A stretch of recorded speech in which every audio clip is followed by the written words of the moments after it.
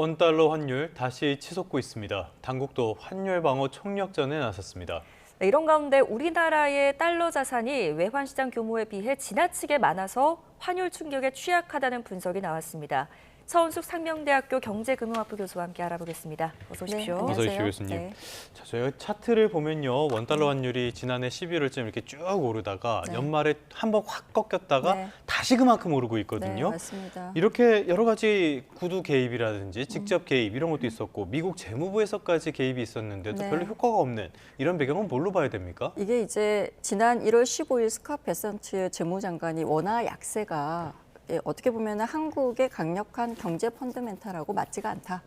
그래서 좀 이례적인 발언이에요. 네. 사실 어떻게 보면은 특정국 통화에 대해서 미국 재무장관이 이렇게 그 언급하는 것은 매우 드문 이제 경우거든요. 처음 봤습니다. 네, 그래서 어쨌든 정부가 적극적으로 개입해서 방금 말씀하신 것처럼 1,440원까지 연말에 떨어졌다가 좀 우리가 안정이 됐다라고 생각을 했는데 다시 이제 1,470원대로 복귀가 됐어요. 이게 어떻게 보면은 달러를 매수하는 그 매매 기준율이 아니고 매수할 때 환율은 1,500원을 넘는 것까지 지금 가고 있거든요. 네네네. 그래서 보면은 첫 번째가 이제 구조적으로 좀 달러 수요가 여전히 있기 때문입니다. 그래서 가장 이제 크게 이제 언급이 되고 있는 게 서학개미. 잖아요. 이제 개인 투자자들의 미국 주식 투자가 이제 폭발적으로 증가했죠. 뭐 이거 우리가 다 아는 사실인데 2025년 미국 주식 순매수가 326억 달러였단 말이에요. 이게 전년 대비해서 한 3배 정도 증가한 금액이에요. 그만큼 굉장히, 나가는 달러가 많다는 얘기네요. 그렇죠. 굉장히 많이 늘어났는데 올해 1월에만 해도 지금 23억 6,740만 달러 정도로 지금 순매수했어요. 이게 2011년 통계 이후로 가장 역대 최대 규모라고 봐야 되거든요. 이제 심각한 거는 뭐냐면은 이제 우리가 흔히 역설적인 시장 반응이라고 얘기를 하는데요. 정부가 지금 적극적으로 외환 그 시장에 개입을 해서 달러를 풀어가지고 달러를 1,440원까지 이제 낮춰놨잖아요. 그렇죠. 그랬는데 이 개인 투자자들은 어떻게 생각하냐면은 달러 세일이다. 라고 생각을 하는 거죠. 그래서 달러 싸졌다라고 생각을 하면서 오히려 이걸 이용해서 해외 투자를 더 많이 늘리는 그런 상황이죠. 우리가 흔히 이거를 좀 투기적인 수요가 굉장히 크게 오히려 늘어나는 그러한 상황이 발생한다라고 얘기를 하거든요. 그래서 정부의 개입 효과가 좀 무산되고 오히려 개입을 자꾸 하면서 달러의 투기적인 달러 수요를 부추기는 오히려 그러한 상황으로 지금 결과가 악순환이 발생을 했다라고 얘기를 하는 거거든요. 근데 이제 IMF가 사실 이 문제를 좀 지적을 했어요. 우리나라 외환 자산이 환노출 25배의 리스크가 지금 현실로 나타나고 있는 상황이라고 우리가 보는 거거든요. 두 번째가 이제 트럼프 2기 행정부의 결국은 정책 불확실성이에요.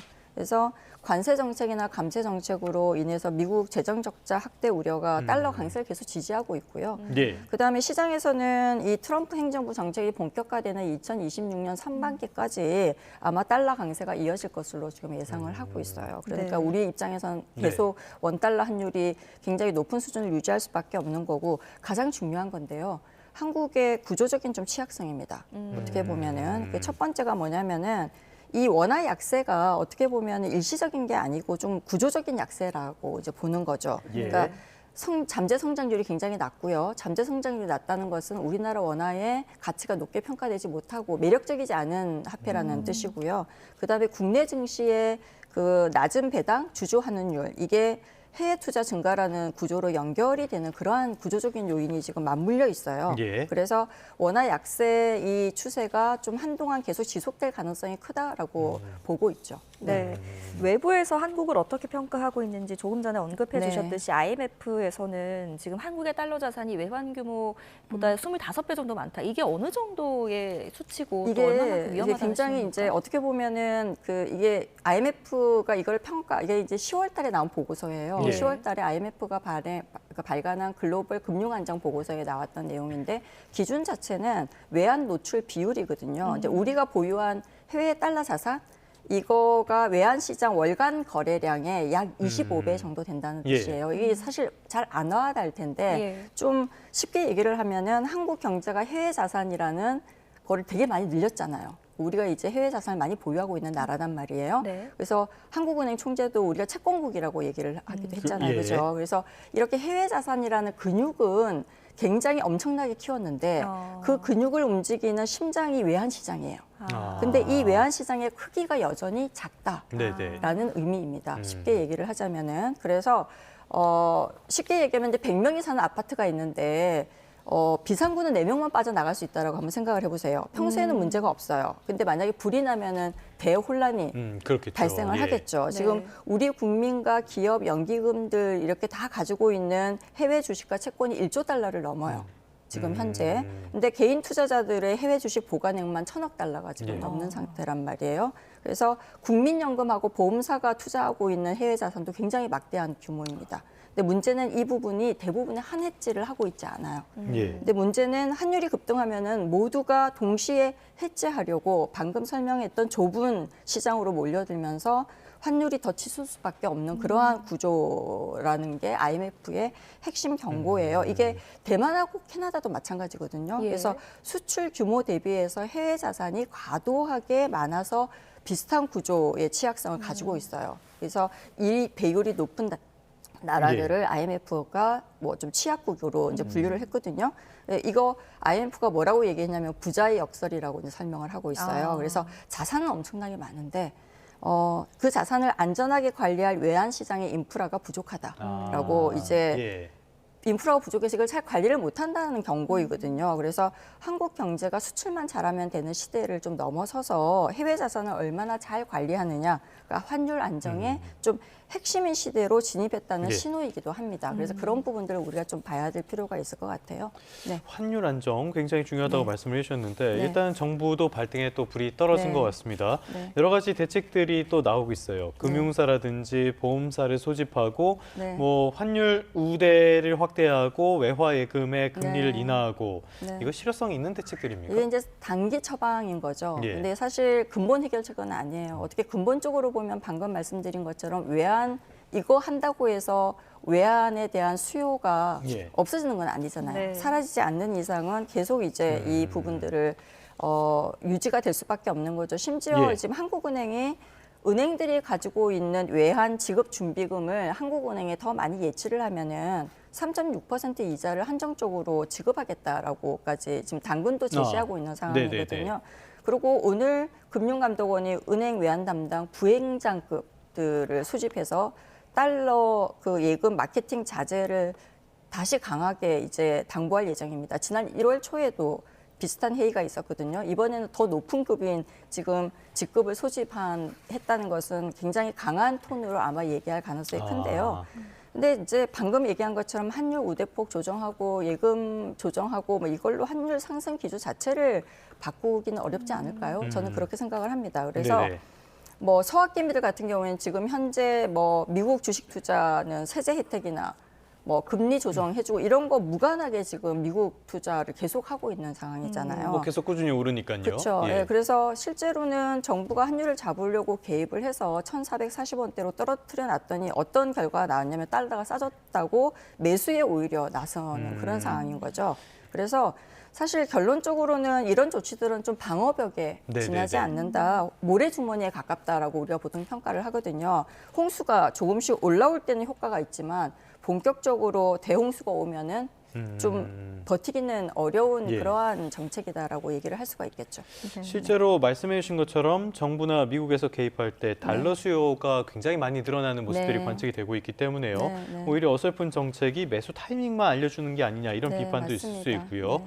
일각에서는 이런 말을 해요. 지금처럼 고환율이 계속 이어지게 되면은 기업이나 뭐 주가에는 좋을 수도 있지만은 민생에는 최악이 될 것이다 이런 말을 하거든요. 네. 이거는 어떤 측면에서 이런 말이 나오는 겁니까? 그러니까 왜냐하면은 이제 원달러 환율이 일단 굉장히 이제 높은 수준을 계속 잡지를 예. 못하고 유지를 하게 되면은 이게 결국은 물가에 우리는 수입제에 거의 의존을 하는 수출 국가잖아요.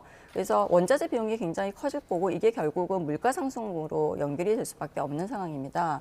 그래서 저번에도 한번 설명을 드린 것처럼 원달러 환율, 그러니까 원달러 환율 상승이 수입 물가에 영향을 미쳐서 소비자 물가에 영향을 미치는 데는 예. 한 3개월에서 6개월 정도 영향을 미칠 거거든요. 이게 기간이 있다가 영향을 미칠 거거든요. 결국은 지금 우리 2026년 상반기에 그러니까 물가 상승률에 굉장히 큰 영향을 미칠 거기 때문에 이러한 불확실성으로 인해서 높은 그 환율이 계속 유지가 되면 결국은 네. 국민들의 고통은 굉장히 커질 것이다라고 물가 우리가 문제네요. 해석을 하는 예. 거죠. 물가랑 연결되는 이슈라서 그렇습니다. 네. 네. 그리고 이제 물가랑 이제 연결이 되면 결국은 중앙은행은 금리를 내리지 못하잖아요. 아. 그러니까 중앙은행이 목표로 하고 있는 금리는 2.0%대예요. 예. 근데 지금 또 물가, 소비자 물가가 그것보다 높은 수준이거든요. 네. 방금 얘기한 것처럼 구조적으로 문제를 해결하기 위해서 성장률을 높이려면은 금리도 풀고, 금리도 내리고, 돈도 좀 풀고 해야 되는데 그렇게 되면 원화가 점점 더 약세가 될 수밖에 없기 때문에 어렵고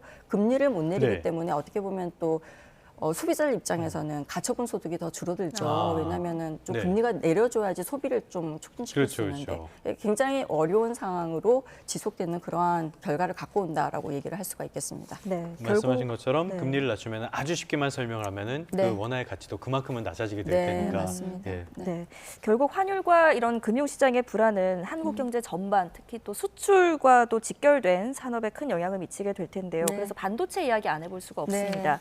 우리와 경쟁 회사인 마이크론의 행보를 좀 지켜볼 텐데요. 네. 대만 PSMC 공장을 인수했습니다. 이게 네. 어떤 걸 시사하나요? 전략적인 포석이죠. 네. 왜냐 보통은 생산량을 늘리기 위해서다라고 얘기를 하는데 뭐 시간을 좀 더 돈으로 사는 전략이다라고 우리가 일반적으로 평가를 해요. 뭐냐면은 마이크론이 18억 달러로 PSMC 팹을 인수한 거는 AI 메모리 시장에서 SK 하이닉스와 삼성전자를 좀 따라잡기 위한 시간 전략용이다라고 봐야 되는 거거든요. 새로 공장을 지으면 5년에서 10년이 걸립니다. 예. 그리고 기존 팹을 사서 개조를 하게 되면 2027년 하반기부터는 사실 바로 디램 생산이 가능하거든요. 그래서 현재 HBM 시장 점유율을 보면은 SK 하이닉스가 57%예요. 삼성이 22%고 마이크론이 21%입니다. 네. 그러니까 거의 마이크론이 삼성을 바짝 쫓고 있는 그러한 지금 아. 상황이거든요. 그래서 지금 전략적으로 이제 접근을 하는 것 같고요. 시총이 지금 20위권 안으로 진입했거든요. 네. 이거는 어쨌든 AI 붐으로 HBM 수요가 폭발적으로 지금 가고 있잖아요. 마이크론이 미국 유일의 네네네. 반도체 메모리 대기업입니다. 그래서 지정학적 이점까지 갖췄기 때문에 투자자들이 제2의 엔비디아로 지금 보고 있는 상황이죠. 네. 알겠습니다. 반도체 수요가 늘어나는 것은 분명한 사실이니까요. 네. 방금 전에 조금 혼란이 있을까 봐 말씀을 드리자면은 네. 마이크론이 인수한 곳은 TSMC가 아니라 네네. PSMC. 혹시 네. 발음이 헷갈릴 수 PSMC. 있는 예. 네. 다른 파운드리 회사라고 네. 이해를 하시면 되겠고요. 네, 네. 자, 그런데 이 와중에 또 미국에서 소식이 하나 나왔습니다. 네. 트럼프 대통령이 자신의 SNS에도 사진을 하나 올렸는데 네. 보니까 자신을 관세 왕이다 이렇게 네. 표현을 하면서 멋진 사진을 또 올려줬더라고요. 네, 이 사진을 보면서 참 저 나이 먹고 저러기도 쉽지 않을 네. 것 같다라는 생각이 들긴 네, 했는데 네. 어찌됐건 이번에 또 반도체에 대한 관세를 꺼내 들었단 말이죠. 네, 네. 반도체 관세 이거 자살행위 아닙니까?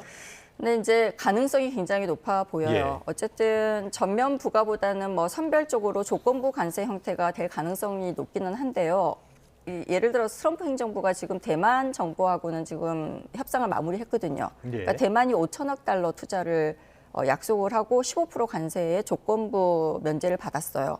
그래서 미국 입장에서는 투자하면 면제하고 안 하면 100% 관세라는 좀 명확한 공식을 만들었다라고 우리가 해석을 할 수밖에 없거든요. 네. 한국은 지금 어떤 상태냐면은 일단 이게 지금 반도체, 그러니까 파운드리 쪽만 지금 좀 예상을 하고 있었는데 이게 반도체까지 관세를 부과시킨다고 하면 우리는 굉장히 직격탄을 맞는 그러한 상황이잖아요. 네네네. 근데 지금 삼성이 370억, 그다음에 SK 하이닉스가 현재 한 39억 달러 정도 해서 410억 정도 투자를 하고 있어요. 대만의 6분의 1 수준이죠.